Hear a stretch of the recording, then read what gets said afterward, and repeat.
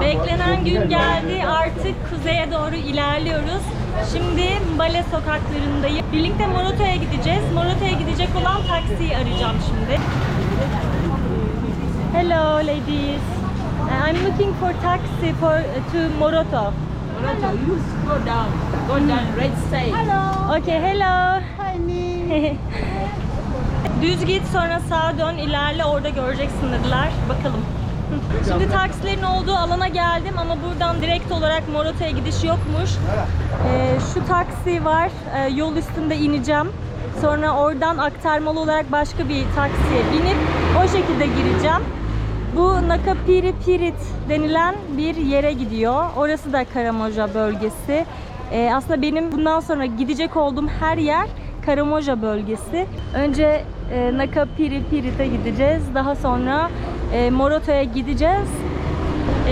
Buradan Nakapiri-Pirit'e 4 saat falan sürüyormuş. Yani ben Morato'ya toplamda 5-5,5 saatte giderim diye düşünüyordum ama şimdi 4 saatte gidersem ben oraya, oradan da bir 2 saat, 6 saat. Hadi hiç beklemezsem 6 saat. Çok merak ediyorum kaç saatte gideceğim bakalım. Yani 5 saat bu takside olacağım. Biraz konforsuz.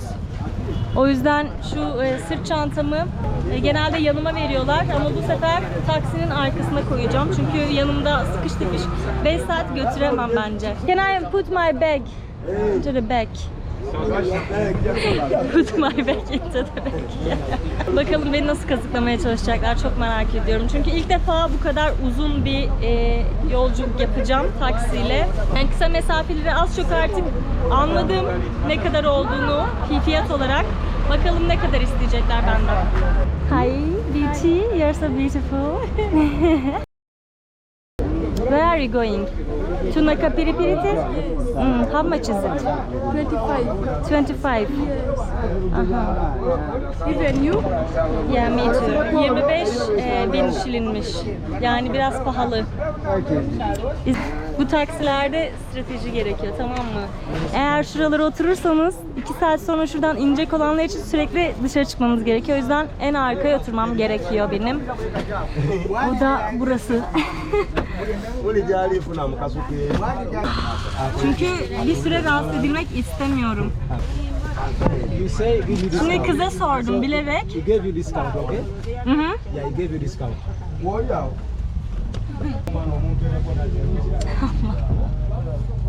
Şimdi ben bilerek böyle gördüğüm yerel insanlara soruyorum ne kadar diye. Çünkü onlar ödedikleri şeyi söylüyorlar. Yani doğru olanı söylüyorlar. Eğer direkt bu satıcılara, yani bu taksi şoförüne falan sorsaydım daha farklı fiyat verecekti ki öyle de oldu. Yani benim sorduğumu tahmin etmeden şöyle ilk bir 30 yazdı, tamam mı, buraya. Ben de dedim ki bu 30 değil, bu 25. Sebo, ben salak değilim. Ben böyle uzun yolculuklara çıkarken hep çubuk kraker, cips falan alırım, tuzlu şeyler alırım. Çünkü midem bulanabilir. Ama burada tuzlu hiçbir şey bulamıyorum. Bu ülkede tatlıyı çok seviyorlar. Ekmekleri bile tatlı, her şeyleri tatlı. O yüzden tuzlu kraker bulamadım. Bu bisküviden aldım. Onun dışında böyle sakız aldım. Sakız.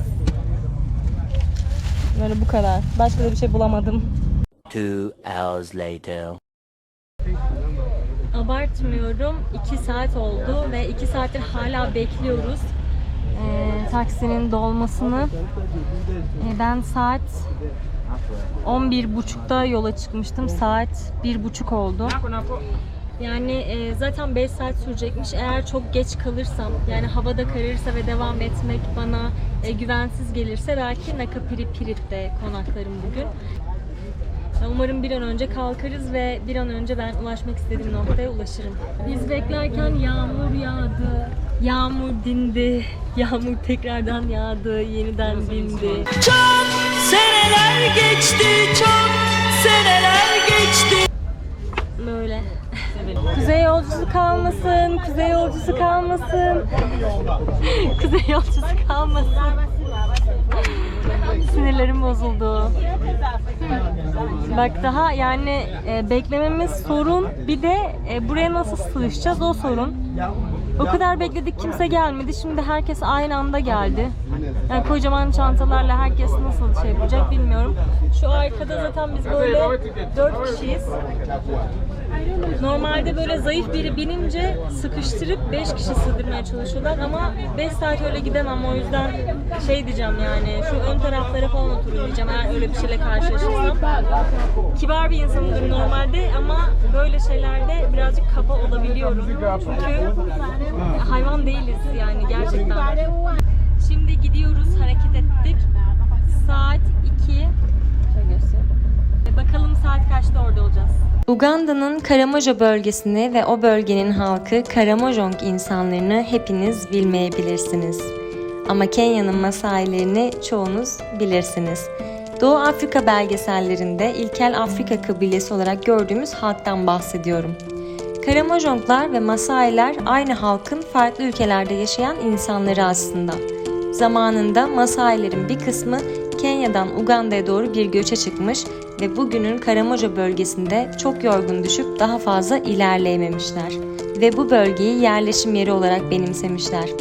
Bu yüzden kelime anlamı olarak Karamojong, yürüyemeyen, daha fazla ileri gidemeyen, yorgun ve yaşlı adam anlamına geliyor. Uganda'ya geldiğimden beri bu kültürü öğrenmek için can atıyorum. Şimdi ise sonunda Karamoja bölgesine birlikte heyecanla ilerliyoruz.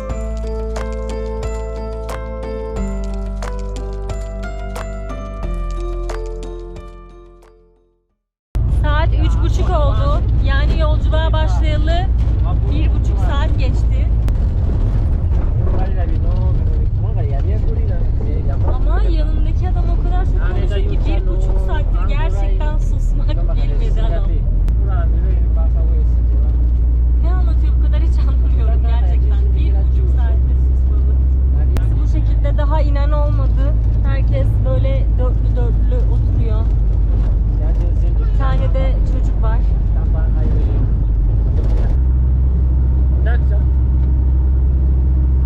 İnecek galiba.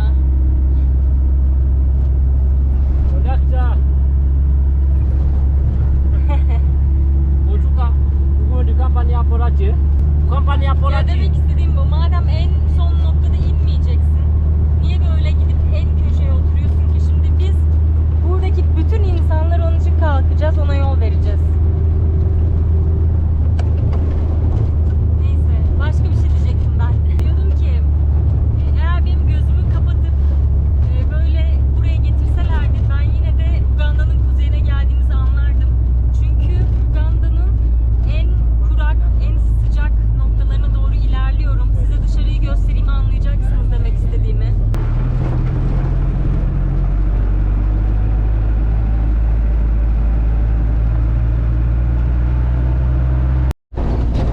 Geldiğim yere yağmur ve bereket getirdim. Şimdi yağmur yağıyor dışarıda ve şu taraf, şu ileri taraf safari falan yapıyorlar. Doğal parklar var. Tabii bu tarafa hayvan gelemez. Onlar bir kısıtlı bölgedeler ya da korunuyorlar. Ama az önce yola bir tane maymun atladı bir yerden.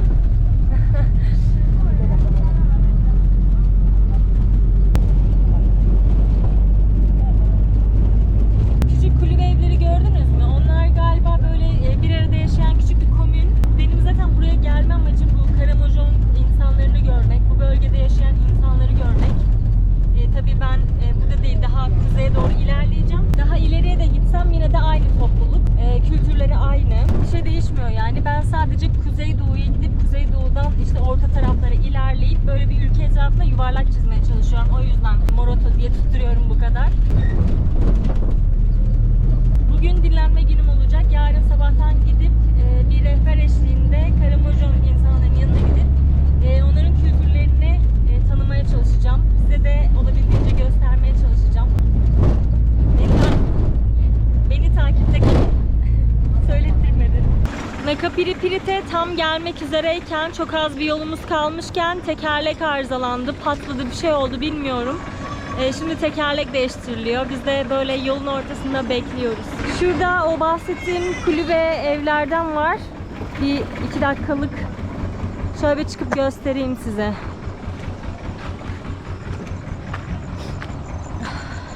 Bir de gidiyorlarmış.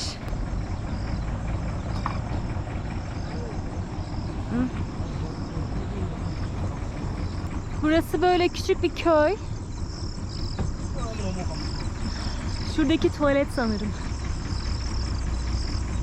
Acaba tuvaletleri falan böyle ortak mı yoksa hepsinin ayrı var mı diyeceğim. Ama olsa 2 tane vardır diye düşünüyorum. Çünkü zaten toplasan toplamda 20 ev falan var. Kadın da bana oradan bakıyor ya.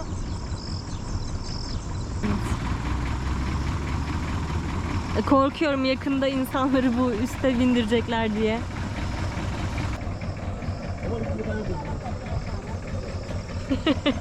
Arkamda kadın çişini yapıyor. Oldu galiba değil mi? Aynen olmuş.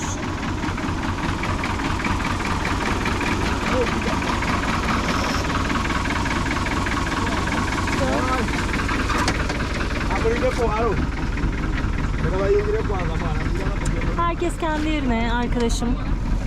Kimse kimsenin yerini sabote etmesin. Yine böyle bir yerde durdu otobüs. Bir şeyler almak isteyen olur mu diye herhalde. Burası böyle bir köy merkezi ama çok kalabalık geldi bana, baksanıza. Ne kadar çok insan var. Şu ileri taraflarda falan. Çok kalabalık. Az önce bindiğim dolmuş durmuştu. Böyle bayağı bir 5-10 dakika bekledik. Bir ihtiyaç molası gibi bir şeydi.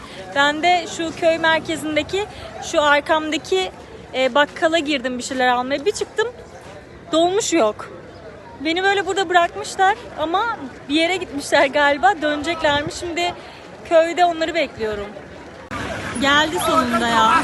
Aklım çıktı ya. Bütün eşyalarım bunun içerisinde. Nasıl insan haber vermeden gider? Nereden bineceğim? Bak. Allah Allah.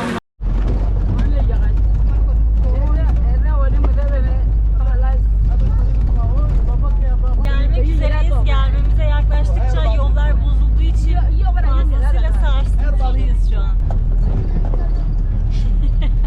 Şaka gibi saat 7 oldu. Ben daha yeni bu Naka Pirit dedikleri yere geldim. Buradan Moroto'ya gitmek de bir 4-5 saat diye sürer diye düşünüyorum. Çünkü gerçekten çok yavaş gidiyor burada şeyler. Onu beklersem saat 7 zaten. 3 saatte bile gitse 12'de oraya gideceğim. Hiç güvenemedim. Böyle bir guest house buldum şimdi. Buraya yerleşeceğim bugün. Böyle geldim. Burada kalacağım. Bu kalacağım oda. Çantamın haline bakın. Toz içinde. Kahverengi olmuş resmen. Gri olması gereken çanta. Böyle bir oda. Kapatayım. Sadece burada bir tane yatak var. Burada da banyosu. Normal bir işte tuvalet. Sıcak su burada da yokmuş maalesef. Sadece soğuk su var. Çok yoruldum. Kötü bir yolculuk deneyimiydi benim için gerçekten. Yolun yarısındayken ne kadar hızlı geldik ya falan diyordum. Ama o noktadan sonra öyle bir tıkandı ki durduk, bekledik ve şöyle söyleyeyim size, çok yavaşlar. Yani genel olarak Uganda'da gördüğüm her şey çok yavaş. İnsanlar çok yavaş. Çok yavaş hazırlanıyorlar. Yemekler çok yavaş geliyor ve bu yüzden çok sabırlılar. Mesela bu bindiğimiz taksi duruyor, tamam mı? 10 dakika 15 dakika geçiyor. Hani kimse ne oldu diye sormuyor. İnsanlar sadece içinde bekliyorlar. Bizde olsa, bizde 2 dakika beklese böyle bindiğimiz bir otobüste olmuş. Hemen herkes ne oldu? Neden bekliyoruz? Kardeşim ilerlesene falan yapar. Gerçekten çok sabırlılar. Böyle şeyler yani, ya da ne bileyim bekliyoruz. Yanındaki kızına diyorum ki ne oldu, hani bir sorun mu var? Bilmiyorum diyor.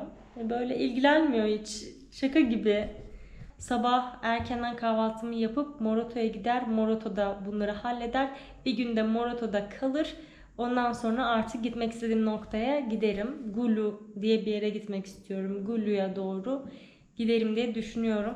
Her yer çok karanlık oldu. Haritaya bakıyorum. Haritada hiçbir otel, hiçbir guest house, hiçbir yer görünmüyor.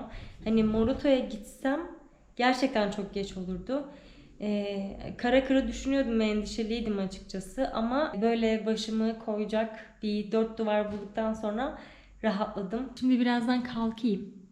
Bir güzel, daha doğrusu normal bir duş alayım. Çünkü güzel bir duş alamayacağım. Sıcak su yokmuş, soğuk su varmış. Ondan sonra hemen uyurum diye düşünüyorum. Birazcık yoruldum. Çantamı falan temizlerim. Hale bak.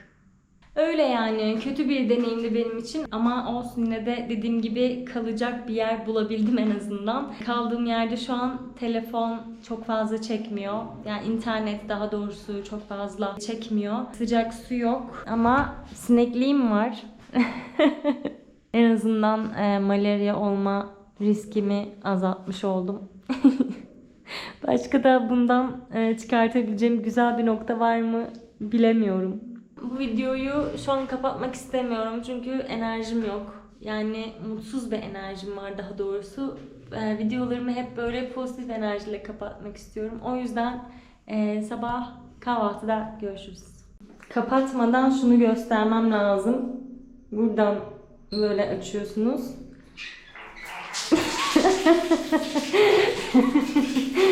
Su sadece buradan geliyor.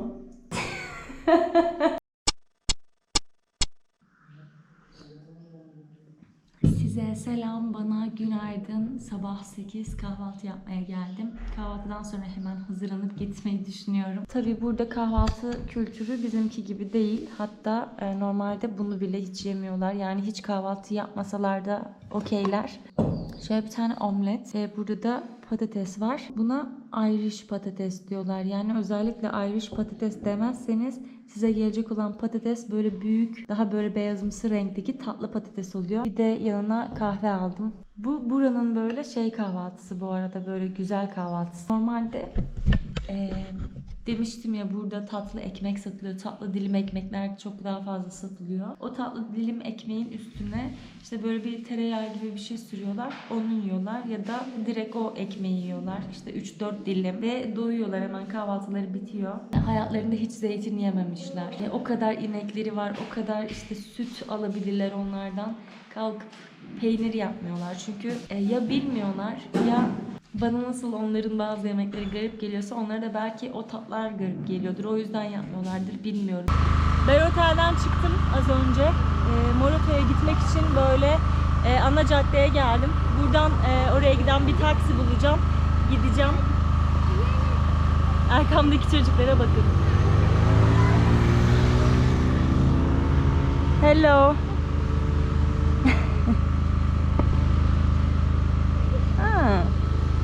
Niye korkuyorsunuz ya? Bu arada bu bölgenin insanları genelde uzun boylu oluyorlar. Uzun ve ince yapılı oluyorlar. Uganda'nın herhangi bir yerinde işte Karamojong insanlarını gördüğünüzde anlıyorsunuz onların bu bölgeden olduğunu çok rahatlıkla. Hello. Neyse artık Morato'da görüşmek üzere arkadaşlar. Kendinize çok iyi bakın. Beni izlediğiniz için teşekkür ederim. Bay bay.